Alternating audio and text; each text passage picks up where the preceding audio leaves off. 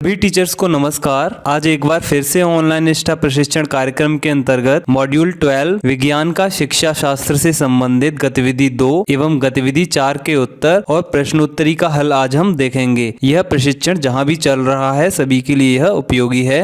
सबसे पहले आप गतिविधि 2 अपनी समझ की पड़ताल करें को आप ओपन करेंगे। अब इससे संबंधित प्रश्न आपके सामने आएंगे।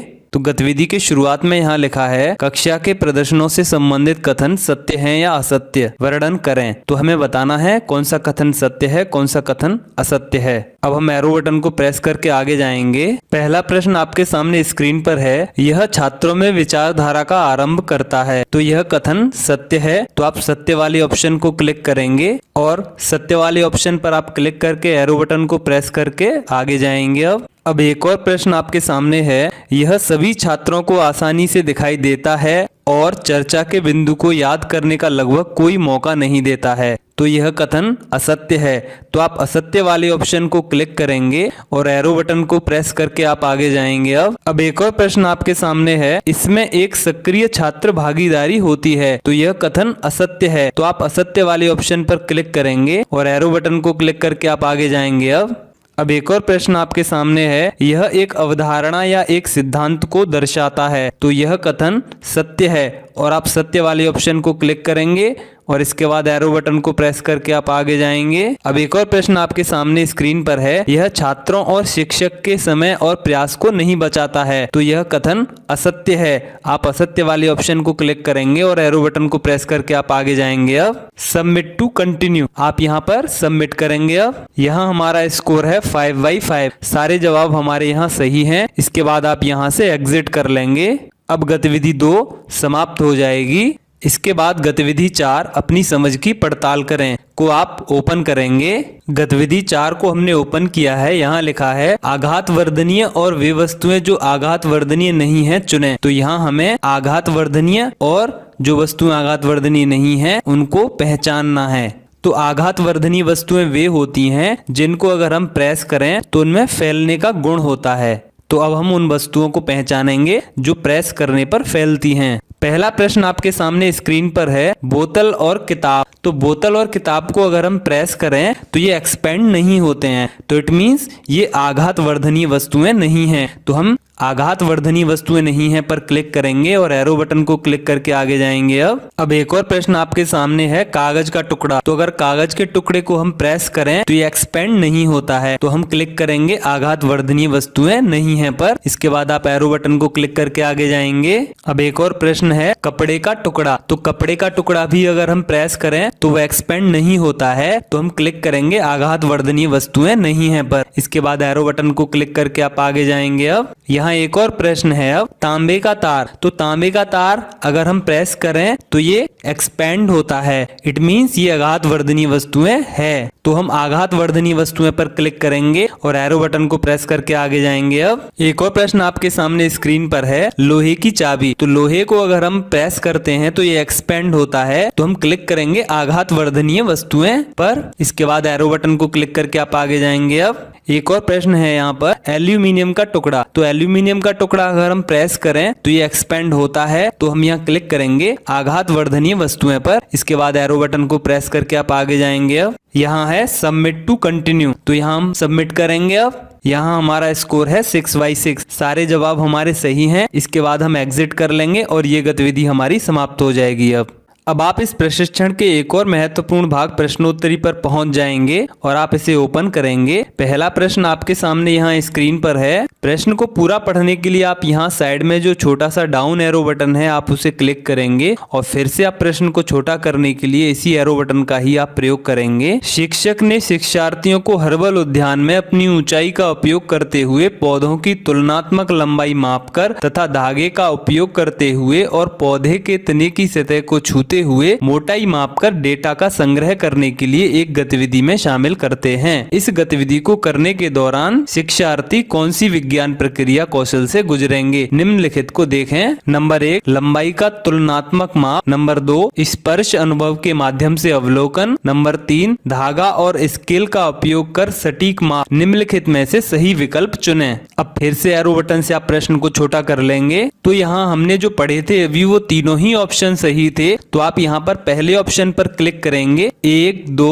और 3 सही है। इसके बाद आप एरो बटन को क्लिक करके आगे जाएंगे। अब एक और प्रश्न आपके सामने स्क्रीन पर है, यहाँ भी आप प्रश्न को पूरा पढ़ने के लिए डाउन एरो बटन पर क्लिक करेंगे। शिक्षक ने छात्रों को नोटबुक में अपनी पसंद के पौधों के स्केच बनाने और उसे रंगने, चित्र लेने और कोलाज बनाने के लिए एक गतिविधि में शामिल किया। इस गतिविधि के माध्यम से शिक्षक निम्नलिखित मुख्य अवधारणाओं में से शिक्षार्थियों के बीच निर्माण करने की कोशिश कर रहा है। अब आप एरो बटन पर क्लिक करके प्रश्न को छोटा कर लेंगे। अब आपके सामने ऑप्शन आ जाएंगे। तो यहाँ जो तीसरा ऑप्शन आपको दिखाई दे रहा है, पौधों की वृत्तियों में विविधता, यह सही ऑप्शन है। आप इस पर क्लिक करेंगे और एरो बटन को क्लिक करके आप आगे जाएंगे। अब एक और प्रश्न आपके सामने स्क्रीन पर है, यहाँ भी आप डाउन एरो बटन को क्लिक करके प्रश्न को पूरा पढ़ेंगे। विभिन्न पौधों की प्रवृत्तियों के डेटा के संग्रह के लिए कक्षा 6 के छात्रों के साथ एक शिक्षक द्वारा संचालित हर्बल उद्यान में प्रकृति की सैर के दौरान विषय शिक्षक ने निष्कर्ष निकाला कि कुछ शिक्षार्थियों ने गुलाब को पेड़ और सुनहरे सेब को झाड़ी बताया। शिक्षक का उद्देश्य इस प्रकृति भ्रमण गतिविधि के माध्यम से शिक्षार्थियों में निम्नलिखित में से कौन सी दक्षताओं का विकास करना है। अब आप एरो बटन को क्लिक करके फिर से प्रश्न को छोटा कर लेंगे और सभी ऑप्शन आपके सामने आ जाएंगे। अब यहाँ जो आपको ऑप्शन नंबर 4 नजर आ रहा है, ये सही ऑप्शन है। शिक्षार्थी पौधों को उनकी प्रवृत्तियों के आधार पर वर्गीकृत करने में सक्षम होंगे।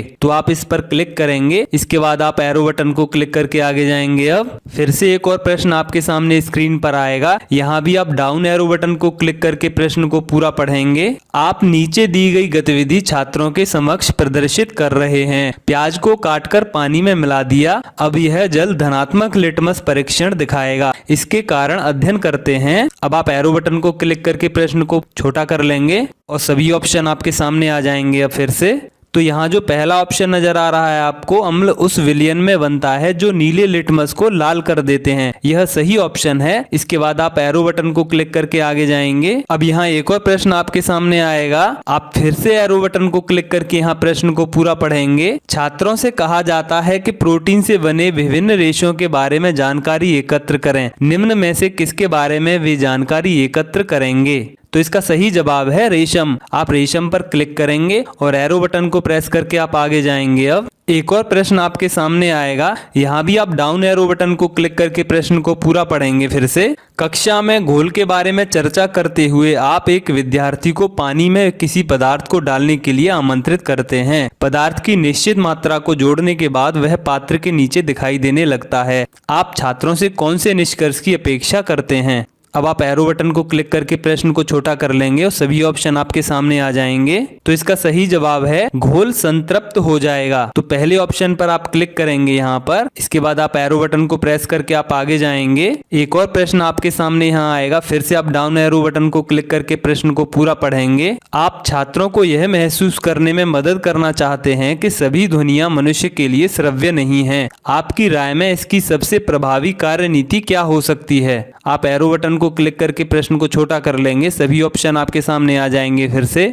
तो इसका सही जवाब है परियोजना। आप तीसरे ऑप्शन पर यहाँ क्लिक करेंगे। इसके बाद आप एरो बटन को क्लिक करके आगे जाएंगे। अब एक और प्रश्न आपके सामने आएगा। यहाँ पर आप फिर से एरो बटन को क्लिक करके प्रश्न को पूरा पढ़ेंगे। ध्वनि उत्पन्न करने के विभिन्न तरीकों का परिचय कराने के लिए पड़ोसी कक्षा के एक शिक्षक अपने विद्यार्थियों को किसी भी तरीके से ध्वनि उत्पन्न करने का अवसर देने की योजना बना रहे हैं, लेकिन आप नहीं चाहते कि आपके छात्र अशांत हों। आप उस शिक्षक को क्या करने की सलाह देंगे? एरो बटन से आप प्रश्न को छोटा कर लेंगे। सभी ऑप्शन आपके सामने होंगे। अब तो इसका सही जवाब है विद्यार्थियों को गतिविधि करने के लिए सभी कक्षाओं से दूर खेल के मैदान में ले जाएं। तो आप यहाँ दूसरे ऑप्शन पर क्लिक करेंगे। इसके बाद आप एरो बटन को प्रेस करके आगे जाएंगे। अब एक और प्रश्न आएगा आपके सामने। यहाँ भी आप एरो बटन से प्रश्न को पूरा पढ़ेंगे। मीरा आपकी कक्षा में एक दृष्टिबाधित छात्रा है। निम्नलिखित में से कौन सा दृष्टिकोण आप उसका समावेश सभी गतिविधियों में सुनिश्चित करने के लिए अपनाएंगे? एरो बटन से आप प्रश्न को छोटा कर लेंगे। सभी ऑप्शन आपके सामने होंगे। तो इसका सही जवाब है सभी दृष्टिकोणों का मिश्रण। आप यहाँ चौथे ऑप्शन पर क्लिक करेंगे और एरो बटन को प्रेस करके आप आगे जाएंगे। अब एक और प्रश्न आपके सामने यहाँ स्क्रीन पर है, भारत में स्कूली शिक्षा के किस चरण में विज्ञान को एक अलग विषय शास्त्र के रूप में शुरू किया जाता है? तो इसका सही जवाब है उच्च प्राथमिक। तो आप यहाँ चौथे ऑप्शन पर क्लिक करेंगे, इसके बाद आप एरो बटन को प्रेस करके आगे जाएंगे। यहाँ हम सबमिट करेंगे। अब यहाँ हमारा स्कोर है 10/10, सभी जवाब हमारे सही हैं। इस प्रकार आपका यह प्रशिक्षण सफलतापूर्वक संपन्न हो जाएगा। इसके बाद आप यहाँ से एग्जिट कर लेंगे। अगर आपको मेरा आज का वीडियो पसंद आया है तो आप इसे लाइक करें और चैनल को सब्सक्राइब करें, साथ ही बेल आइकन को जरूर प्रेस करें, जिससे कि आने वाले सभी प्रशिक्षण के नोटिफिकेशन आपको टाइम से मिलते रहें। धन्यवाद। Lock your Facebook